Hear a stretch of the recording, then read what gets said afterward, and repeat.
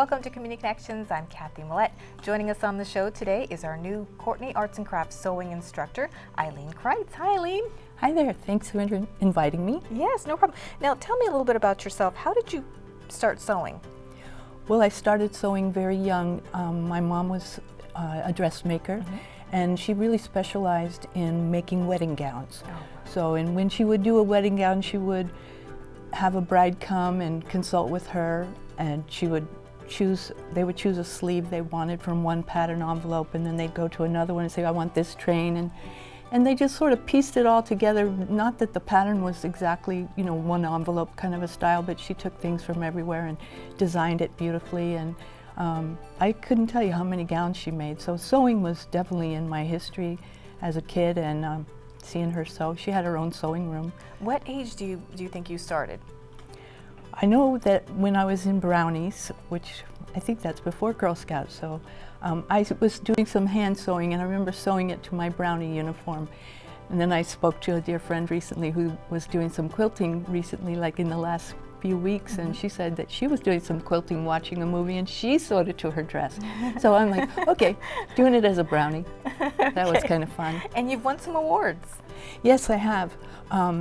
I know it's kind of funny, how do you tell someone you have sewing credentials, because there's not a degree in that, although I do have a degree, but I won an award in high school. I had started the sewing classes, the home economics courses, when I was in 7th grade, which was the beginning of junior high at that time. Now they go back to 6th grade. We would pick a project at the beginning of the semester. The teachers kept them pretty simple. And then we would gradually, each semester I would make something a little more advanced. Okay, so you've been doing it ever since. Now, would you say that people nowadays don't have the skills they used to have? They don't sew as much? So many of them. I love the beginners. They're humble, they're fine people. But many of them have told me they don't know how to actually use a thimble. And just to show them, to put it on my finger and show them how you can push a needle through something that's hard, they're like, I've seen those. Never used them though. Didn't know what they were for. Okay, and now you have a class at the Courtney Arts and Crafts. Can you tell us a little bit about the class? What can students expect? Well, I'm offering my very favorite class, of course, is about 9 hours of instruction. So we're doing it over several weeks, where I meet with my students the first week and we go over some of the tools, and I have some tools over here, the right kind of scissors.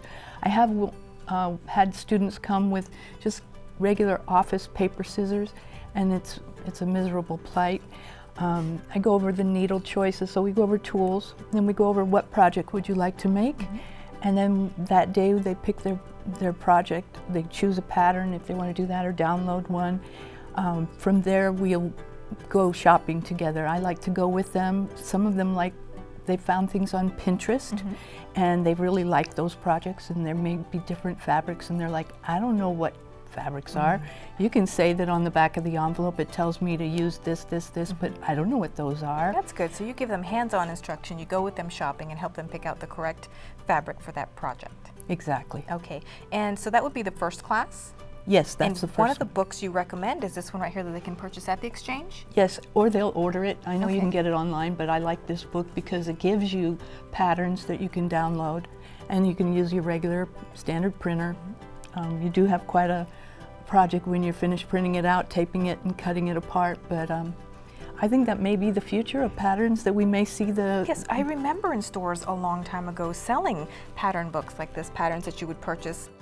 And they don't really sell these that much anymore, right? No, they're going away, and I'm seeing a lot of my students say that they got a free pattern online that they downloaded. So I'm imagining, and especially here in Okinawa, where finding things in English is very difficult. Premium.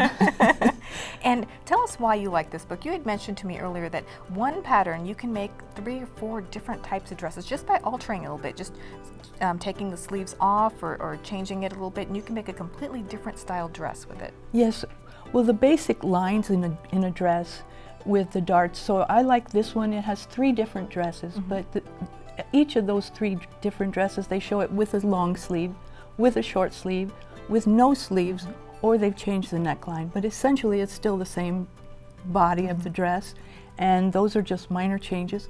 Many pattern companies in the past have made a pattern for each one of those variations, and you could have bought the same dress, you know, but bought 4 envelopes. Oh, okay. And they've made it easy for you.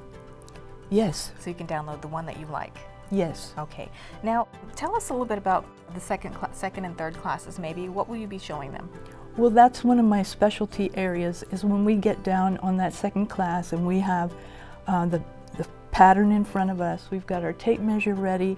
We sit down, we measure the vital parts that you need to, you know, many of them have never heard of the back neck bone and how you measure down to the waist to find out if you need to adjust the length of the body.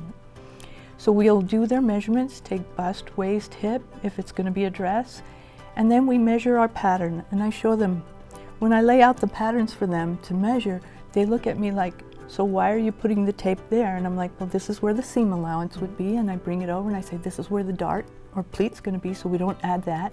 And we move over. And then I have them write it down. Here's your bust measurement. Here's what the pattern measures for bust.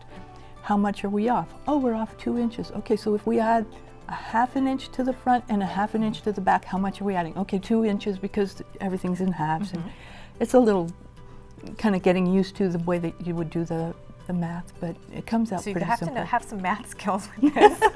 Basically addition. Okay. Basically addition. Okay, and you've brought some samples here to show. Let's start with this one right here. All right. Well, before I show you too much of that, I found this. My mother, as I told you, she sews, and these are some of her old patterns from the 40s.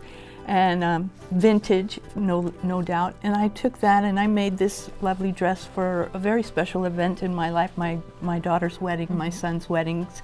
And so this, I told them, was my wedding dress. But I made this, and I put some finishing touches on it. It's very vintage and very red, and it's very much what I like. So, this one right here is just adorable. Tell me about this one. Well, this can be found online, maybe Pinterest even. This is called the pillowcase dress. It's classic, although I should show you maybe this one. This one I did some additional ruffle up here, and I added a ruffle. The pillowcase dress pretty much is just like 1/4 yard of fabric and with some little ties at the top. Anyone can make it. It's simple. Well, this is very, very simple to make.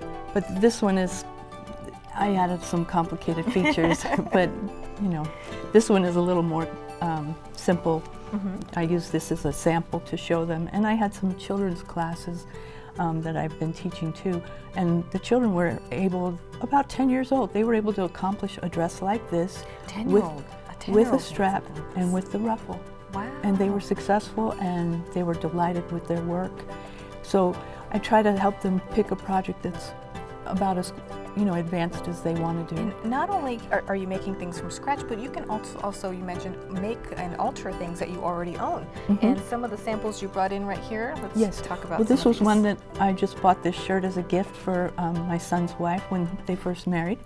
And I wanted her to know I really cared about her, so I put some of the lace from my own wedding gown and just decorated it, sent it to her. I hadn't met her in person yet, so this was my way to tell her, welcome to the family. That's sweet. But yeah, you can add anything you want. From your own wedding dress, that's very nice. And here's some more right here. You added also from the wedding dress? Yes, and this is a re-embroidered lace.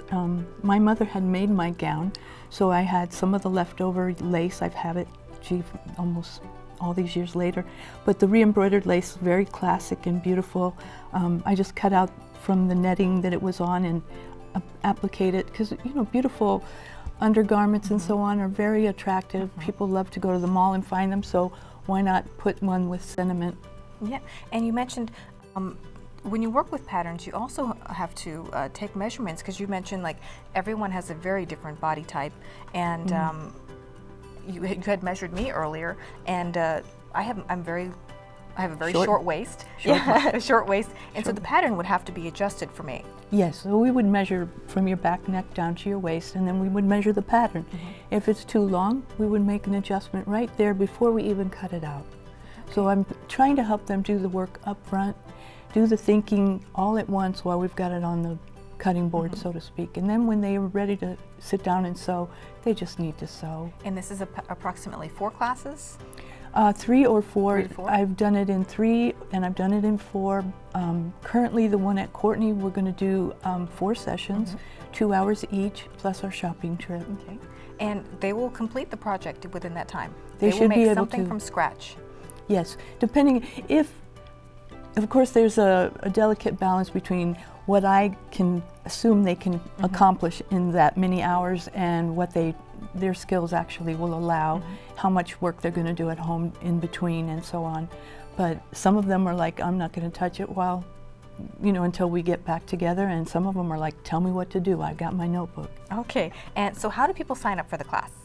Well, they could go to the Arts and Crafts Center and sign up.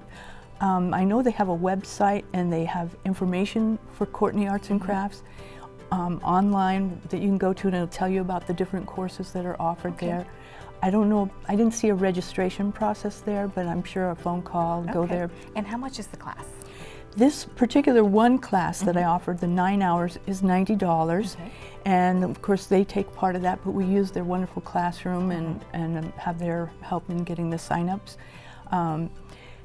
I think it's a real fair value. Yeah, and ball season is right around the corner. Are you going to be offering maybe a ball gown instruction class? For Courtney, I actually submitted a number of different coursework.